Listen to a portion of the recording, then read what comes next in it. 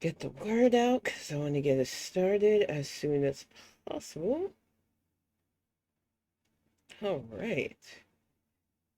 Ooh, we are live. Welcome to the Bonnet Chronicles. I know it has been a while since I've gotten these Tuesday ones together. Life was coming at me fast, health wise. I'm happy to be back. I am going to talk about several topics today. That's why I decided to do one today and not just wait till Friday, because there was just so much to talk about. And we're going to delve in both politics and entertainment. And we're going to start tonight with a historical rant because those of you who know me know I love history. You know, I am a historian buff. I love chronicalizing what happened in the past. Not because I have any ties to everything historical, but I think we lose parts of ourselves if we don't keep certain things. And even things that might seem irrelevant to you, like fabric from an old time, a dress like we have pictured here, might not feel relevant to you. Oh, it's just a dress. Who cares? It was just a dress worn by a dead starlet. Who cares?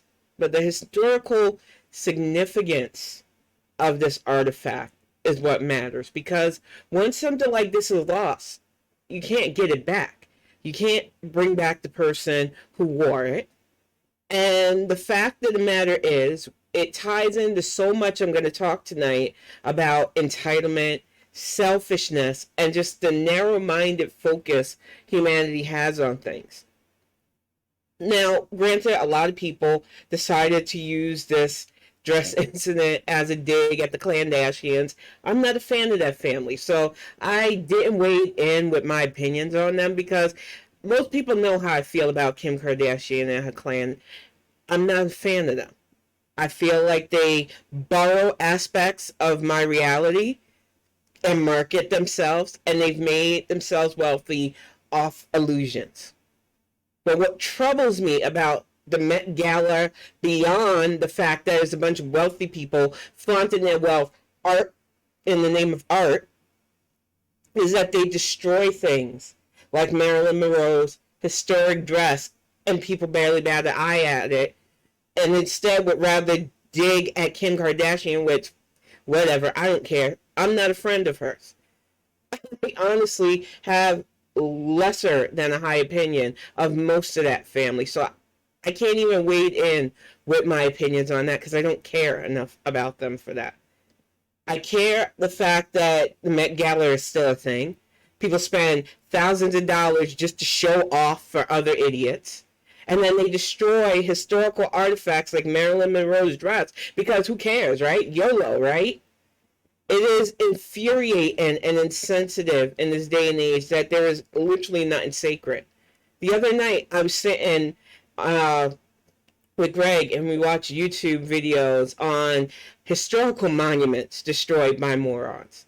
The lack of respect that people have for things like Stonehenge, the Moai statues, and other historical places is just baffling to me, but not surprising. We are collectively getting dumb, even though we are becoming more supposedly technologically smarter. And what hurts about this situation is just how many people only want to talk about this in the realm of how can we use this to mock Kim Kardashian instead of why are we allowing these stunts. This didn't do anything to promote the people who were housed in the dress. If anything, it makes them look bad and makes us realize we can't trust them to house historical artifacts because they will just allow an influencer star to wear this item and literally destroy it. It's sad to me that I even have to come out and speak on stuff like this, and that sadly I can see worse happening. Stunting for power seems to be the goal of this digital age, and this dress thing is just another drop in the bucket. And what kills me is that it comes on the cusp of Lizzo's thing. Now, she released a new track called Girls. And apparently she had the word, I think it's called spaz. It's not a word that I use a lot. I probably used it when I was younger to describe things. You find out as you're older, certain terms are harmful. There are plenty of terms that, especially growing up Gen X, that no longer are in my vernacular because I learned that they are harmful. Words like Eskimo, which when I was younger, they literally made products with that word. But you find out, especially when you start digging into your own roots, what is and the real reason for certain terms. So you stop using them. Lizzo found out that the term spaz was completely ableist, used to objectify people with disabilities, and she went and is re-recording a song that is a bop so that she doesn't harm people. We're not going to talk about how black women constantly, when held to a higher standard, express amazing accountability for their actions and try to atone the best way they can. Kim Kardashian will continue to do her YOLO bullshit, destroying artifacts. But when we are held to a high standard and show up, barely a cricket or a blip, you still have people still trying to ding Lizzo, and we know why. Because she is comfortable in her own skin. She is spreading her joy, her voice, and her talent, unapologetic to everybody who expects you to have to look a certain way or be a certain way to be feminine. She is her own woman, and people cannot stand that. But I guarantee to you, if Lizzo had been the one to destroy a literal historic artifact, which she probably wouldn't get lent to in the first place, because she doesn't have the white privilege that idiots like Kim Kardashian has to even get something like the Met Gala to give her a historical dress to ruin for 5 minutes on a fucking runway. What bothers me about our society is just how blatant it is. Y'all hold somebody like Lizzo accountable for a word in a song. Put her feet to the fire about how she needs to be more inclusive and accountable for the things she sings and says about. And she responds in a way that shows she's willing to listen. But has Kim Kardashian even remotely apologized for destroying a historical artifact? I guarantee you she doesn't. I guarantee you she doesn't care. Because she's not made the carrot. She doesn't have to. Her brand is built on being that bitch. And you know what? I'm sick of it. But she's far from the only one. You have several people, especially in politics right now, that are pulling this stuff. Now bring up this amazing quote that my friend Nikki has put out there. She is another one that I love following on Twitter. Not only for her political insights, but because women our age, we have seen some things. We have survived some things. We understand. We have been told most of our lives that the world don't revolve around us. So we do our best to make things just a little bit better. We do our best to just get through this life because we've had the realism of this world isn't catered to us. We have to find our way to survive somehow, and we cherish those who put in the efforts to make things better for people. But there are so many of you looking for a savior, looking for somebody who can stunt in a way that makes you say, oh, it looks like they're doing the work, when they're really not. And that's why I love the fact that she put this scorecard out there, because I think people need to understand. Politicians are here to do work. They are here to legislate and pass things that will help us as citizens. And if your politician isn't doing that, why are they elected? Why? These are supposed to be your voice. So if you're backing somebody like AOC, who has been all over the news today for her ridiculous stance on gun reform, which isn't surprising to those of us who warned you about her, but I want you to look at this scorecard really close, because it is indicative of the problem with those who are in politics for all the wrong reason, and all the people who people love to fucking stand for. You have whiteboard Wilmer, Katie Porter, especially. Her antics drive me up a wall because every time I have very succinctly spoke out against her antics, I have had a lot of white women accuse me of being a hater, accuse me of not understanding what she's trying to do, and how her antics will hold people's feet to the fire. And it's like, she could do better by actually passing legislation. And welcome to the chat, Terry Antico. What bothers me about Katie Porter is people are floating her as a future president. People have elevated this woman based on her BuzzFeed article-driven antics to something she isn't deserving of. She is not an effective policymaker. She is not a decent legislator. And the only thing she has going for her right now is that she at least votes in the right way at times. Which you can't say about AOC, Omar, Tlaib, or even Presley.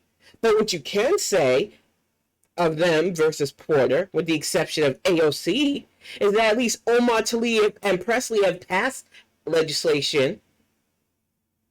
All of these women are junior members of Congress. So I try to have that grain of salt that they're young, that they are getting their feet wet in this ring.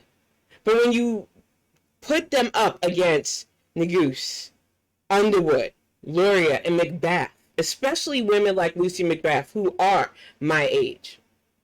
Lucy McBath went through the pain of losing her son to a hate crime. She is fighting to keep her district in a fucking Kemp-controlled, gerrymandered Georgia. But even under all of those pressure, even against all those odds, she has still managed to pass 6 acts of legislation. And she is a junior congresswoman who is just a mom who lost her son to a hate crime. And I'm not going to let you forget that. Jordan should still be here, but he isn't, because a white man decided to shoot into his car because his music was too loud. And his mother, instead of shutting down, because I know myself, if my son was taken from me, I don't know what I'd do, but I know I wouldn't be running for something. She took her pain and turned it into a positive. And she is in danger of losing her district because of assholes like Kemp. And instead of people coming together and electing more people like Lucy McBath, we have a cheerleading section for our literal Instagram influencer like AOC. It is beyond me. And welcome to the chat, musical animal. I just don't understand the level of devotion to people like AOC. She doesn't even have a fucking district office still. She's sharing an office with another rep in the Bronx. You can't reach out to her directly. She goes to things like this Met Gala, which, as I said earlier in this Bonnet Chronicles, is just a way for rich people to show off artistically and apparently now ruin historical artifacts. It is beyond me how society can become more technologically advanced but socially stunted in what matters and what's important. And I know some people will go, oh, it's just a dress, it's just artifacts, why does it matter? It's the disrespect that matters. It's the fact that people continue to create power via wealth, flaunt it at others, and we get absolutely nowhere in society. And when we have a chance to change that via legislation, via the people who represent us in the government, we instead elect literal influencers who get nothing done, who will argue with the parents of people who are lost to gun violence instead of doing their fucking job. AOC should not be a legislator. AOC should have been a fucking YouTuber, as far as I'm concerned. Same with Tlaib. Same with Omar, who have questionable. If you follow the money trail for Omar alone, you see that there are misappropriation of funds towards her husband that she still has not cleared up. And it is on us who see the antics to not just argue on Twitter about these women, but to find viable candidates if we cannot run ourselves, because I get that. I've had people say that to me several times. Tim, why don't you run for something? First off, I love that people think that I have the wherewithal to handle such an appointment. But politics is not a game.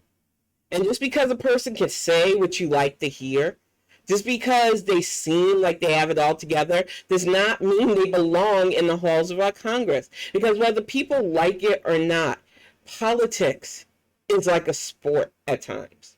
And I don't mean it to say, oh, they've got to be popular or really good at it. I mean, they have to be able to navigate fuckery. We are a country full of different ideologies and entitlement, especially. And we have been socially conditioned to believe that the only way to show our worth is to have a bunch of success. And we have allowed power structures to be created based on success. And I feel bad for politicians navigating the digital age right now, especially those my age and older who came from a time where you did things the old-fashioned way, with talking to people and showing the work was supposed to be enough. They are literally facing a society that, oh, well, we only want you to look the part. We don't really care if you get the work done, as long as you don't make us feel bad about our stuff in society and we get everything we want. We don't really want actual progress and structure and stuff. And it feels like those people are really getting their way. They have cushy media positions where they can poo-poo on any kind of work towards gun reform, any kind of work towards anti-lynching, any kind of work towards protecting women from violence. They have these large Twitter platforms where they're verified and all they do is press contrarian logic, shit on anybody who dares be in the trenches to fight the good fight as not doing stuff enough or not doing it fast enough, and enough of you parrot their bullshit. But I ask you, how are we supposed to get anything done if nothing's good enough? How are we supposed to get any effective legislation if you keep electing influencers over actual legislators? If we had more people like Magoo's, Underwood, Luria, and McBath in our halls of Congress, I could just imagine the bills that would get passed. But no, instead you put these justice dems who literally have said, they literally tweet out that their whole cause is to destabilize the Democratic Party and rebuild it. I know, being in the history, that politics is an ever-changing beast. But we have to be the ones to make sure that our party continues to stay on the path of stable. I'm not even going to front and act like I want us to be the force of good, because that's bullshit. I want us to be the force of actual effective change, where citizens can feel comfortable existing, where we have less neighborhoods with literal food deserts, so that if they have only one grocery store, a stupid ass racist can't come shoot it up, thus taking that from them. Because that is the reality of our current society. A society where children go to school with the fear that they could be shot. And our current legislation are arguing whether or not we should have background checks, which we should. Whether the boyfriend law is a step too far. Whether people should have background checks when they're 18-0. Why are 18-year-olds feeling so confident in buying guns? Because we have trained them to believe that that's the only power they can hold. Either money or force. It's a human issue, and it's a definite American issue, and we definitely need less legislators like Alexandria Ocasio-Cortez, who doesn't want to do her damn job and help pass tougher laws that can prevent what happened in Buffalo and Uvalde. And welcome to the chat, Respect. We would get so much done if we worked at it. And I agree. I might not have always liked some of the things Perez did, but I honestly know how hard it is to run something like the DNC. The short work I've done on campaigns, whether it was speech writing or management, showed me that these people have a lot on their plate. And Jamie Harrison stepped into a fucking shit show. And people are already trying to dig him. Where's Jamie? Jamie does not want to be a star in this. Jamie just wants to make sure Democrats are elected. But so many people want another superstar stunter instead of realizing that running the DNC means just that. Allocating funds, figuring out where the problems is, and working towards campaigning for people. It is not a job for showmen, but that's what people want. Some of you are really invested in those who stunt for power over those who just want to get the work done, and that is dangerous right now. It is why so many people are using Twitter as their think tank on who's going to be the first female president. As I said on Friday, it ain't going to be fucking Liz Cheney if I have anything to say with it. But they're floating her as the conservative reformationist. The great hope to take the taint of Trump off of the MAGA grip it has. But no, because she falls right in the line with all the awful the conservatives do. Trump was just another symptom of their party. And the fact that people want to act like he was the only problem? So any talk of Liz Cheney being president is going to immediately be shut down by women like me. I'm not even worried about it. I laugh at it now. I told somebody no and shut the fuck up when he tweeted that out, because it's mostly white men starting that, and you get a few pick-me press girls trying to do that shit too. What we have to do is just keep focused. I know it's not easy. We see constant hit pieces on our current VP, especially. They are strategically trying to target her, cultivate misinformation, because they know people are easily swayed. And some of you are really sheepishly swayed by what other people say on Twitter. You don't want to think for yourself because think it's too hard. If I can just parrot what everybody else says, it's easier on me. These are the same as the people who say, I don't vote because it doesn't matter. And then in the same vein, complain about things like gas prices, what's going on in the world. But you do absolutely nothing to make things better. You just want to complain. I have nothing for you. If your representative isn't on the side of the people with at least a number by their name for past legislation, I don't want to hear shit from you about what's currently going on in this country. We are the reason why things aren't getting better. If you're 18 and up and you can't politically invest yourself just a little bit to know who represents your voice, why are you even bothering? There are people fully indoctrinated to back assholes like Holly, assholes like Bobber, assholes like fucking Mary Taylor Greene, who are literal fuck muppets of people. They're not smart.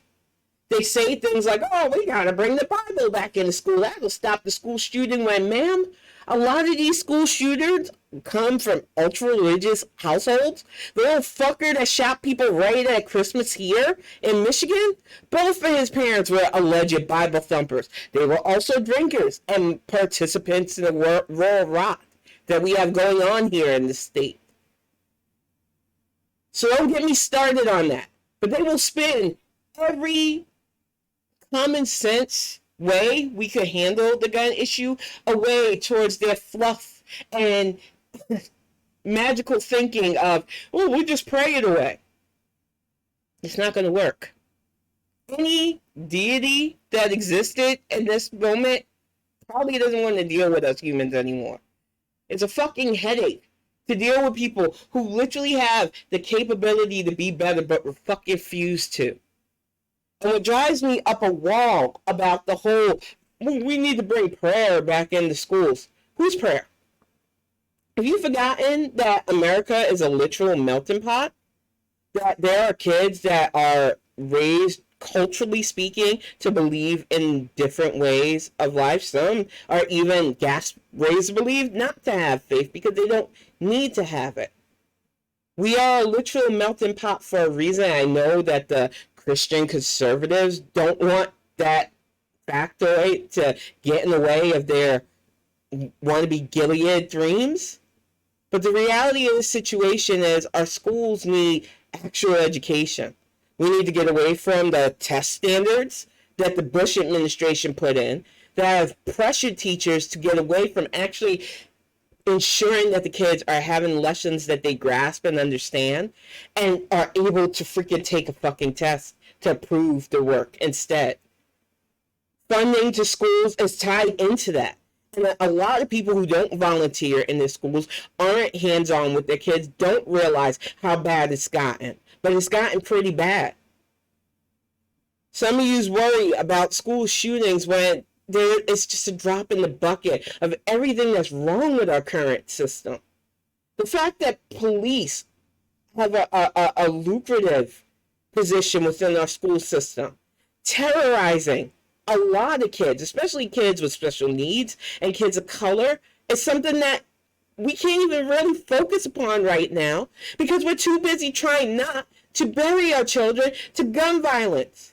And it all ties into what we should be doing to not only elect officials, but saying no to the pull of power through weapons. And it comes by educating ourselves. But it's not easy. I talk a really good game because I am in the position where not only can I take my son and make sure to keep him safe, which I have done, but I've also conditioned myself not to chase things that I don't need. That is my own personal perspective. I don't need a bunch of fancy shit to prove my worth. I don't need a huge house or a fancy car. I just want to live. But I got this way because I've seen that life. I've seen what people are willing to do to have that life, and I'm not interested in it.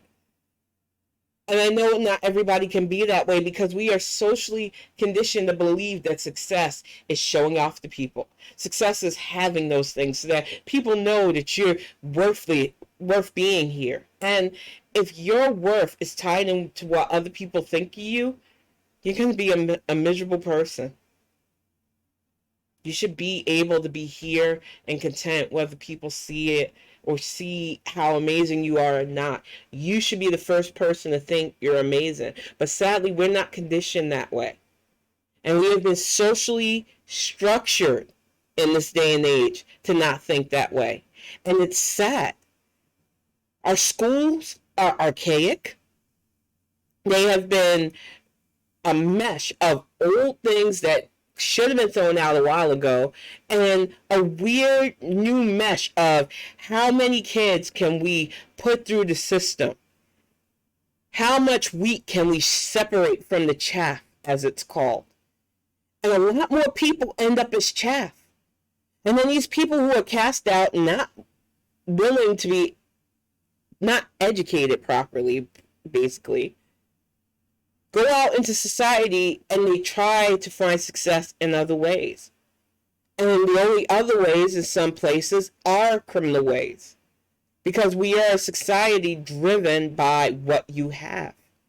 And if you tell a kid, well, you're not educatable enough, we can't help you, and they can't get help at school, home is already no place for them to go, they are going to turn to the one thing they can to make easy money because we are a society that has shown people that money is power. A lot of what is wrong with our society is very self-driven, very selfish-driven. And one of the things that we are up against in any election season, whether it's these coming midterms or any future election, is our own entitlement. Expecting things to just happen because you really want them to, but not wanting to understand the amount of work that needs to be put into it, especially in things like legislation, is troublesome. And welcome to the chat, Beans. And I need to look into that more. I was hearing about that as well, Respect, about the Ohio bill. Oh, I don't know what the heck Ohio is doing. But between the bills attacking trans children and the constant need to go after the most vulnerable, this is why we have to support representatives like Chantel Brown, ignoring assholes like Nina Turner and really work towards taking our states back from right-wing control. Being in what people consider the Midwest and states like Michigan and Ohio, too many people want to write us off. Too many people want to think, oh, only the white people there will ever control things, and that's not true. When we organize and elect officials, we can get stuff done. And it doesn't always work in our advantage. We got idiots like Tlaib here, wasting a fucking seat. She's not untoppable. And she's not irreplaceable either. But it's on us to do the work of vetting people and getting in legislators who want to get the work done. Because for every Tlaib, there are people in our state's politics who want to get the work done, who are literally on the bad side of the Christian indoctrinated. And if your politician is not on Fox News, they're probably better than the current crop of idiots. But if your person has a D by their name and they feel comfortable going on that bullshit propaganda site, there's a problem. We gotta be upfront about this. There are some people who are in this game for the wrong reason. And it's okay to initially back somebody that you thought was a decent politician. We all get suckered at times. I was suckered by John Edwards a few years back. I really thought he was a decent human being. I supported his run. I thought he was going to be president one day. Do I have egg on my face about that one? Not only was he disgusting in his personal life, but he was just not the man you thought he was. And it goes beyond dalliance and indiscretions too, because the way men treat women, that's a whole nother Bonnet Chronicles. But there are way too many people that think I can just put on a face and flail my way through politics. Who cares? We have to start caring. We have to start electing people who want to do the work, whether they are sung or not. Because this is not supposed to be a job for rock stars and famous people. And I know some people will go, well, if that's the case, why do you expect us to know who represents us? Because that's important. The people who pass these laws, the people who go to Senate halls to negotiate stuff for your state, the people who could pass bills to take away penalizing school funding for things like test scores. That is why it's important. But we have this weird amalgam of influencer culture and politics that is going to create a dangerous beast if we allow it. That have people able to make a viral video and then get elected into Congress, past people who literally can do the hands-on job. I'm looking at Pennsylvania when I think of this. John Fetterman ran an effective campaign. I will give him all the credit in the world. People were willing to ignore the fact that he chased down an unarmed black man, willing to ignore his current health situation. And now we have to fall in line behind him because we need the fucking seat. He made a political play, so I give him all the claps and kudos for doing that. But I am pissed at Pennsylvania for shitting on the opportunity to elect somebody who would have done the work.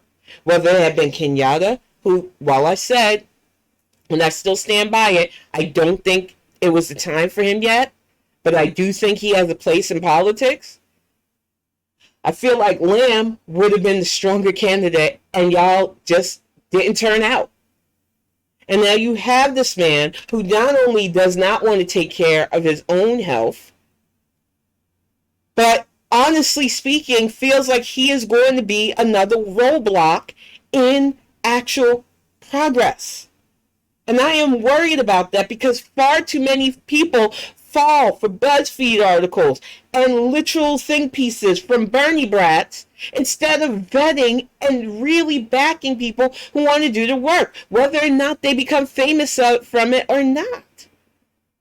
It is scary the amount of influence influencer culture has. But what's scary is the amount of people who don't seem to care the damage that this has. When you have people who are literally trying to vote against gun reform, which we solely need right now, that is the damage of influencer culture. When we are still watching bills like the Voter Right Protection Act stall, when we are constantly worried about Roe versus Wade being revoked, that is the power of ignoring influencer culture. And too many people don't want to admit that they are literally influenced by influencer culture. They want to play the games of going, that's not me. I'm not influenced by it, but I'm a fan of this person. I'll argue for this person, even though I don't have any inkling of what they actually do. I'll parrot everything they say without verifying it, but I'm not a fan of influencer culture. Sir or ma'am, you are influenced. And it's not easy to admit that you just don't give a damn. But so many of you willingly put that out there every day on social media. And I am really sick of the idea that social media isn't real. Yeah, there are bots online. But I don't buy the bullshit that everybody sharing an opinion on Twitter is a bot. There are a lot of people who utilize social media as their only form of reaching out. These are real people with real opinions and really easy to be swayed. That's why algorithm is a fucking huge business.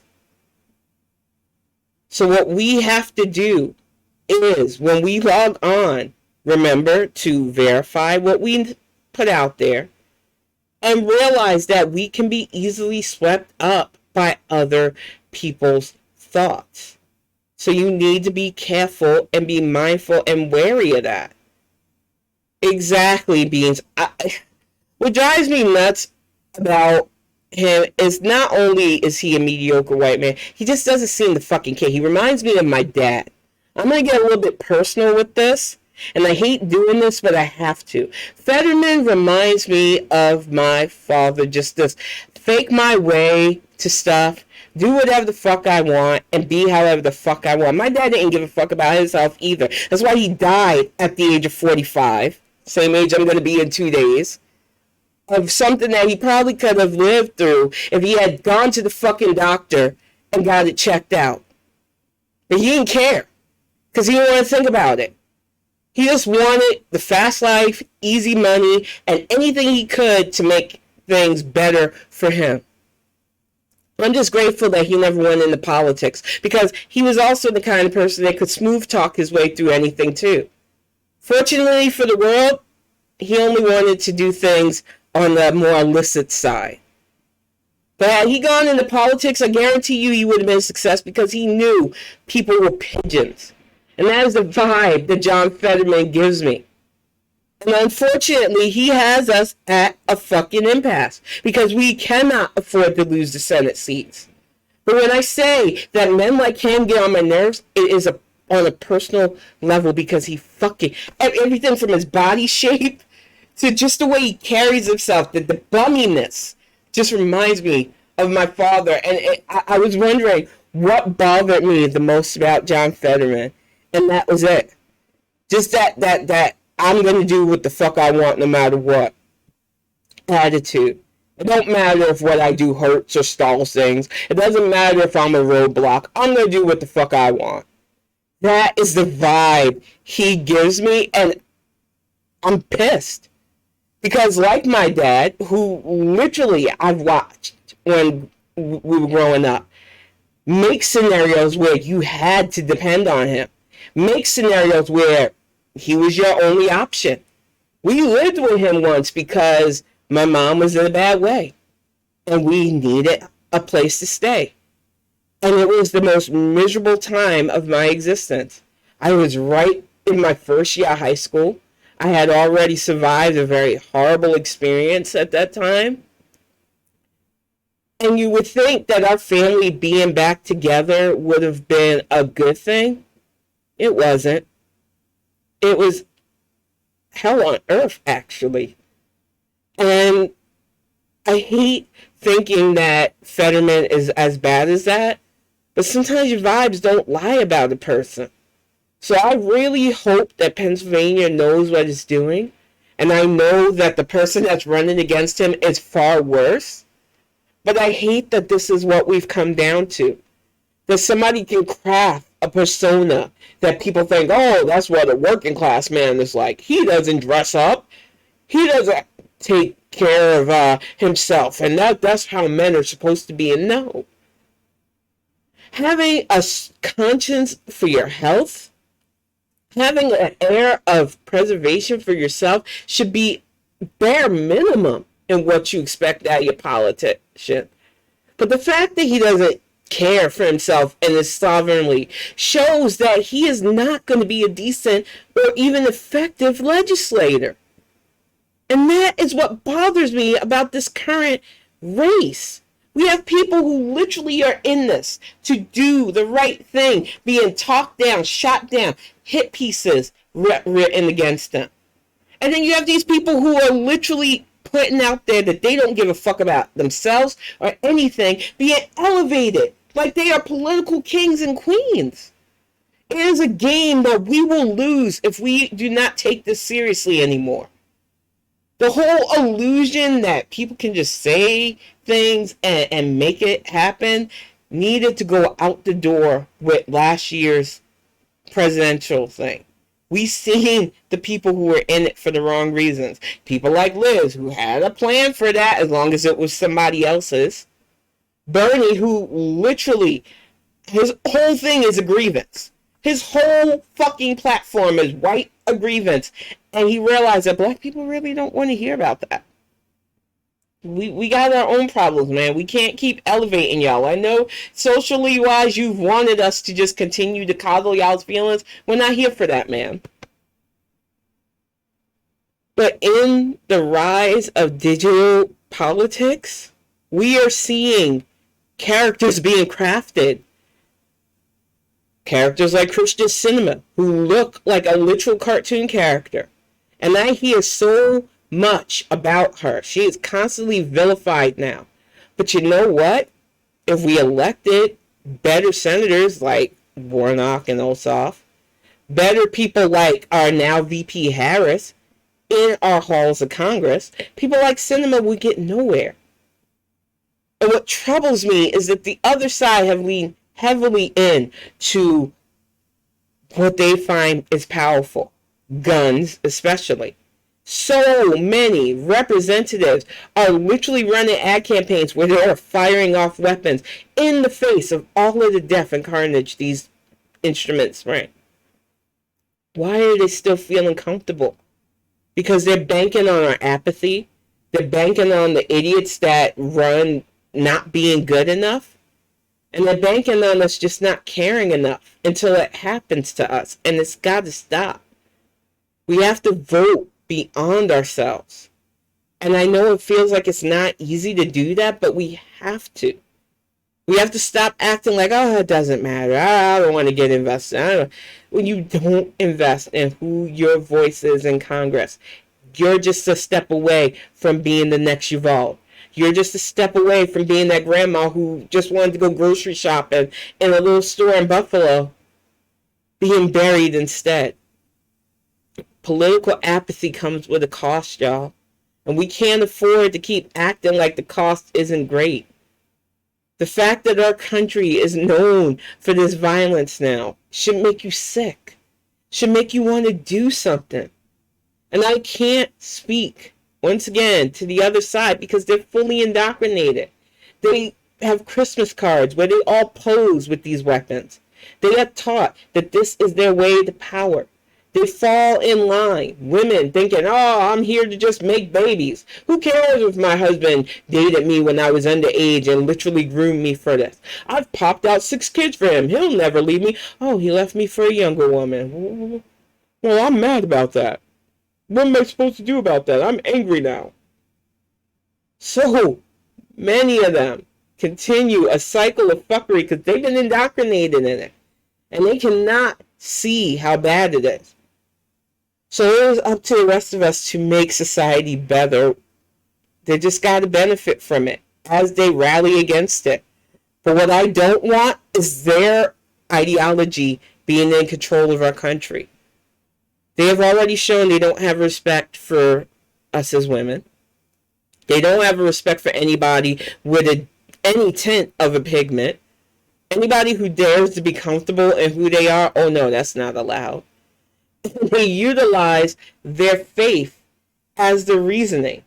I'm going to pull up something that I really loved before we end up wrapping up this Bonnet Chronicles, because I thought this tweet really summed up a lot of the problems with these supposed ethno-Christians. Let me bring this up, because I was floored. This young woman found me and followed me, and I just want to nod to everything about this poem. And it said, under the banner of God, God is always on their lips, but hate is always in their heart. The only thing their God has taught them is to hate their neighbors and to rage against others. Bibles are always in their hand, but rage is always in their soul. They know of the Bible, only snippets of passages that they could use to spew hate. Moral fill their every thought, directs their actions. Behind every back of their own tongue, lashed out every word steeped in venom. I don't know what God they worship. I can't tell which sacred book they've read. For every religion I've heard preaches love of one another, and every sacred text I've read talks of tolerance, but they live in constant fear and judgment.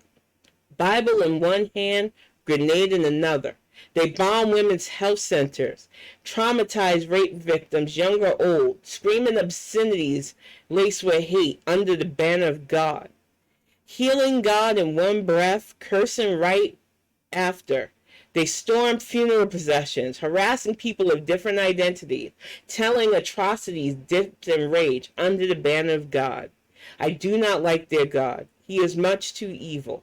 I do not like their God. He sounds like the devil. I do not like their God, and neither do they, I think. And this was created, I want to give proper credit, I believe Muriel Verux. If I'm saying the name wrong, I apologize, but that was a powerful, powerful poem. And I just want to add to that. I don't hate faith. I hate the way humans have twisted it. Something that should be a guide, something that helps you when your mind, because I know my mind constantly wonders, why are we here? What is the point of existence? And for a lot of people, turn into faith to have, hey, this is why. This is why you do this. This is why you have this guide. I can understand that on a fundamental level. What I don't like is how many people twist faith into these cliques and organizations to not only make other people miserable, but to shun people. And like I said, my whole thing is, if you're telling me that the only way to be a part of your religious group is to shun somebody because they're different, and that is all to get into some afterlife with a bunch of you bigots, no, y'all can have it. No, thank you. I'm not interested. I no longer can be swayed by that argument because y'all make this existence exhausting. You're not going to wholesale me on an afterlife with you bastards. It's not happening. That's not it for me. So what you need to do is realize that faith is supposed to be a guide point. It is not supposed to be used to shun, to spread hatred, to spread intolerance, to spread mistrust of your fellow humans. It is supposed to guide us while we are here in these physical bodies to be better. But too many people utilize faith as a way to ingratiate themselves, as a way to amass power only for themselves. And they can't do that, sadly, in their mindset if everybody's happy and not miserable, because faith for them was never supposed to be a guide for a better society. Faith was supposed to be a way for them to drive fancier cars and have a big building where they preach to people about how wicked the world is. But it's lucrative for them for the world to be wicked. So they don't want to do anything for people to be happier, more prosperous, educated. No, it's easier for them to preach towards the wicked because they want the wicked to continue to be. And it's real easy to see that the older you get. When you see people really willing to do the work, whether they are lauded for it or not, shouted down by those who literally stunt and do absolutely nothing. When you see a world shifting where antics like Kim Kardashian ruining a fucking relic of a dress, it's just another day in the land of YOLO versus people who just want to make life better for people who will never be known on the lips of everybody else. Most good work goes unsung. And honestly, that's the way it should be.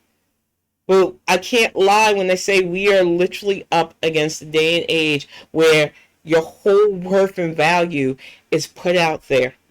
And too many people have been crafted to believe that the only way they can show worth and value is to be out there, is to have people worshiping them, is to have a whole bunch of money. That's why we have so many billionaires and oligarchs and people fighting for money. It's why people are fighting to create the next currency system with that fucking crypto shit. I warn people against crypto, not because I don't want to see a new currency. I'm a historian. We started out with just gold coins. I know that money and the way we amass fortune, sadly, because that's a human thing, are going to change. What I warn people against is the shit wasn't federally backed. And that is the point blank thing of it. It was driven by influencer culture, which made me leery too, because those fuckers are all flashing no substance. But when you couldn't find not one government, even dictator governments, who could have made mint off of the shit, said, we don't know enough about this, we're not, nope. There was not one government that said, we'll back this shit. If people were losing their life savings investing because some celebrity said, I'll put my name on the coin, this is going to be the next big thing, you gotta believe me. And y'all fell for it. You gotta stop being so easily influenced by people that just look apart. Anybody can fake stuff online now. Anybody can fake the measure of success. Anybody can say stuff about themselves. You need to be willing to accept that you will fall for an illusion because it makes you feel good. And you need to start really reevaluating why that illusion makes you feel good. Why should it matter to you if somebody else has a fancy car and a fancy house? Why are we still a society where that is a measure of success? And why does that shit matter in the first place? This whole rush to entitlement and having a bunch of shit that you can show off is one of the reasons why we can't get things better for people. Our society has put so many values in awful, stupid, and honestly superficial things.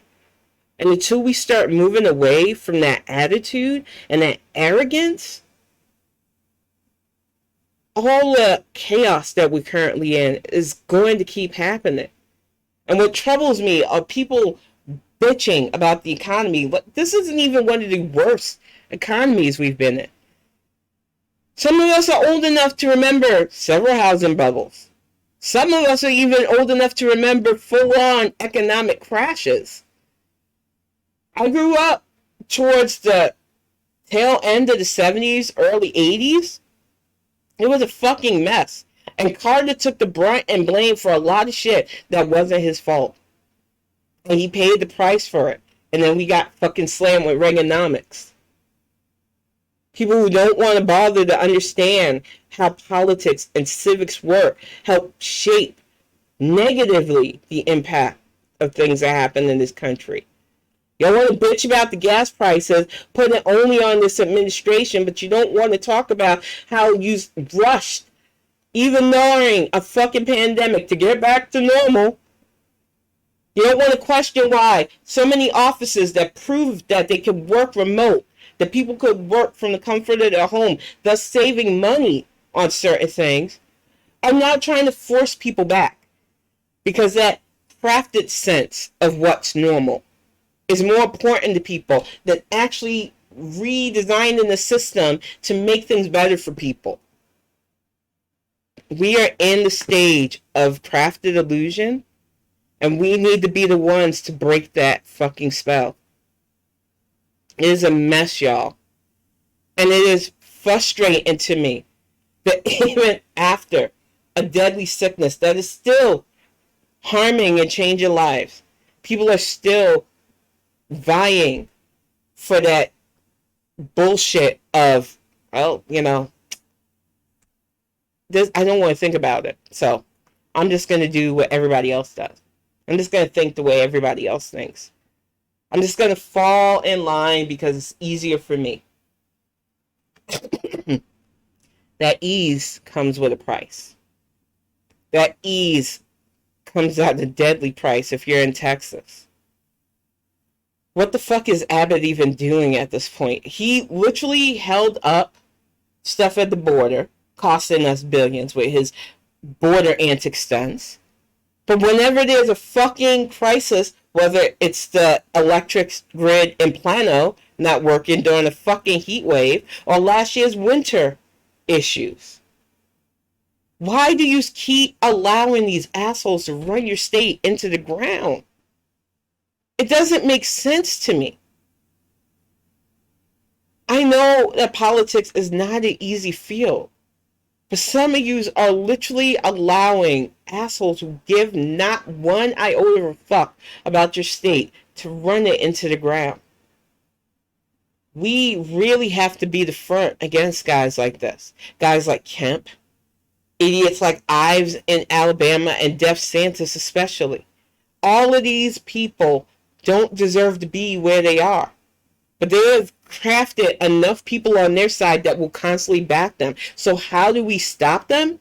Those of us who aren't Christian conservatives, especially, and even those of you who are Christian but realize that the far right is not for you, need to collectively come together and elect people who give a fuck. It really is on us. And there are way too many people who still try to fake that funk. Y'all are on social media with your little blue wave emojis, but I guarantee you, if you showed your voting report card, y'all sat out a lot of shit. Or even worse, you're loudly on Twitter talking about how you're not going to vote. I voted once during the presidential election. I don't want to be bothered no more. I didn't even get everything handed to me. I was told I was going to get 3 dragons and a pony, so I don't want to do it anymore. Yous are worse. Politics is a lifetime investment. Once you turn 18, you should be at least bare minimum invested in who represents you on a state and local level. To not do that comes at the risk of your state falling into the hands of these fucking people who can literally put out ads and then shooting the same weapons that took the lives of the people in Buffalo and the people in Uvalde and the people at Parkland and the people at fucking Sandy Hook and the people in so many school shootings. How much blood must run? How many little coffins do we have to put into the ground before you start to take this shit seriously?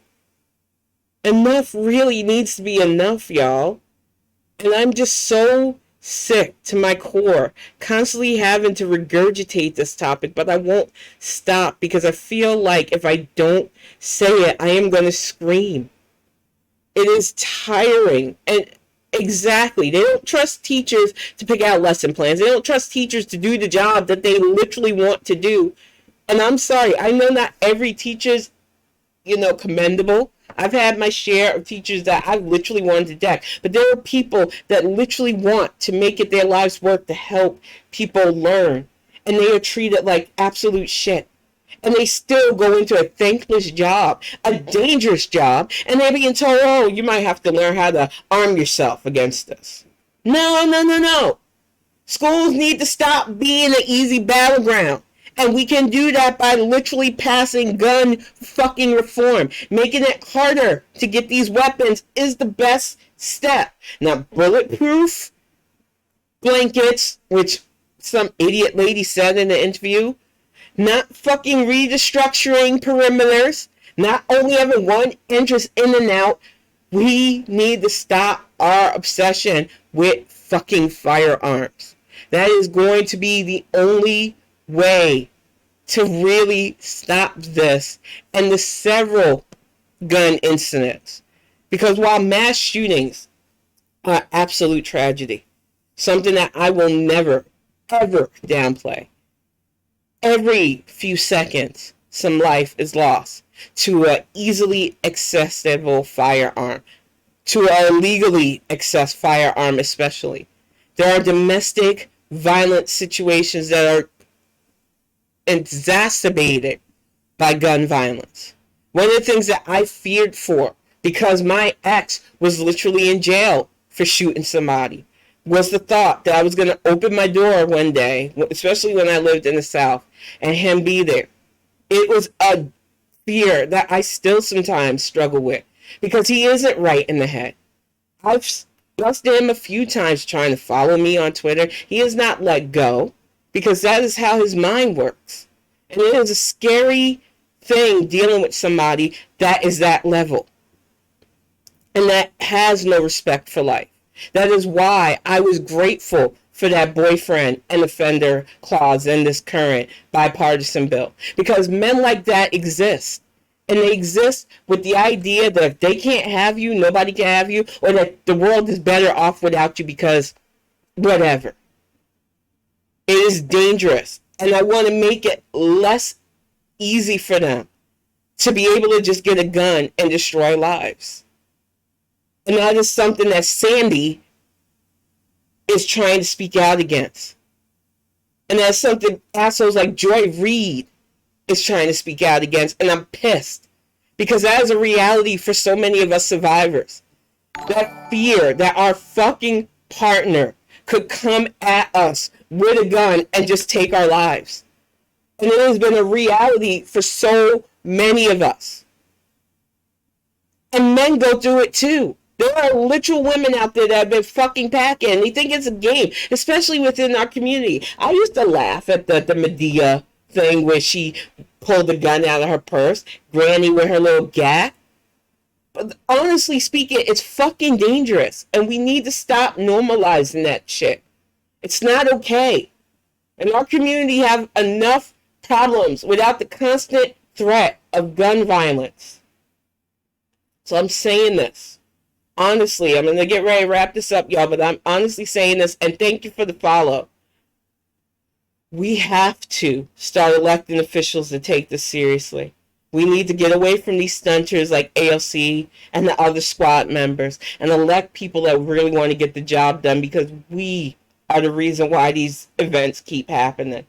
Whether we ignore the fact that these Christian right-wingers are literally indoctrinating their little hate machines who go around and legally buy these weapons that destroy lives, or we just act like it can't happen to us till it does.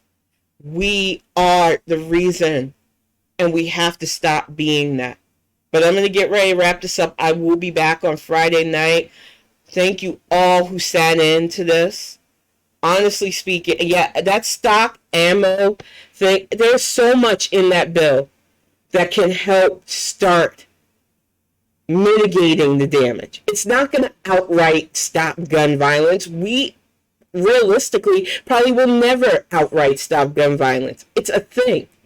But if we can make it harder for gun violence to be the norm of our country, I'm willing to take the incremental steps. I have never been an all or nothing person. But maybe it's because I grew up black in this country, so I understand that you're not going to get everything you want, and the world's not always catered to all my needs. But some of you have been so entitled and privileged, and we have got to get away from your way of thinking because it is literally suffocating us.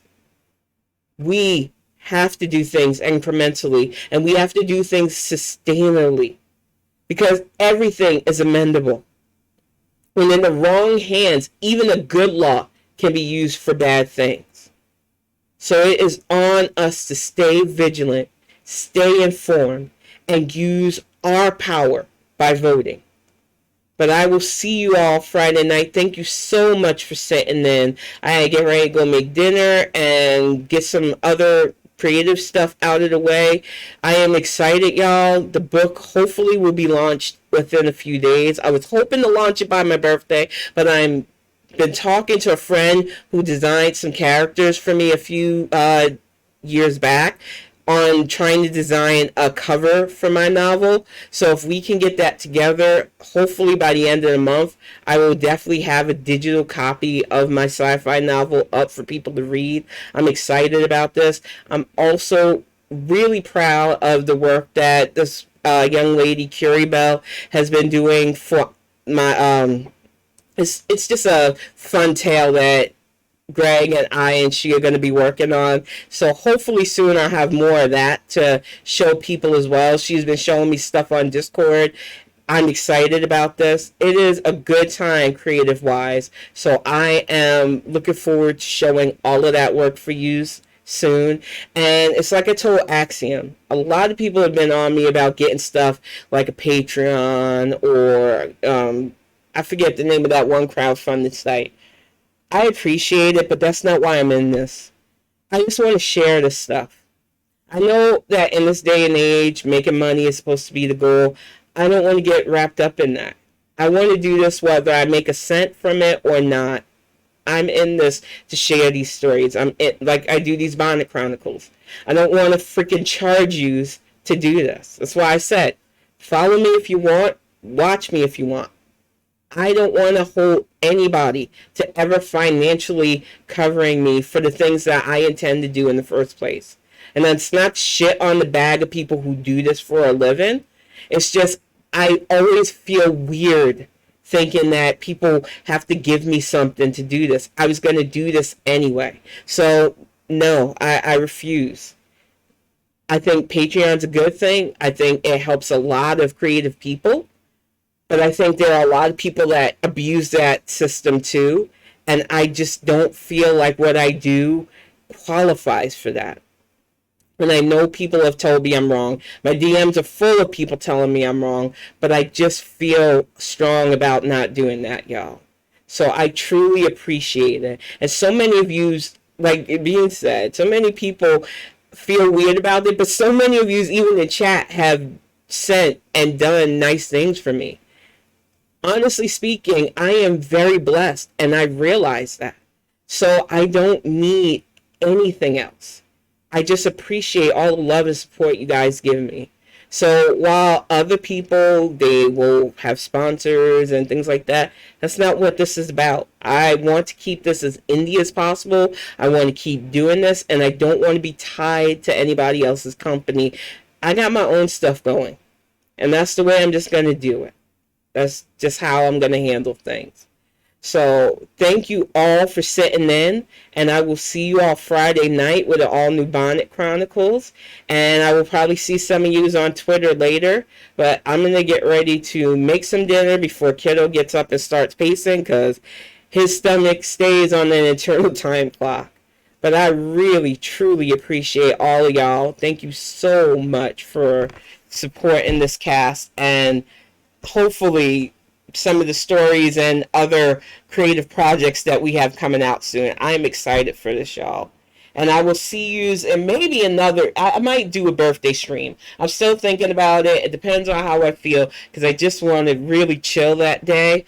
But I might be gaming anyway. It all depends. But my birthday's in 2 days, y'all. So I will announce it on Twitter if I do something.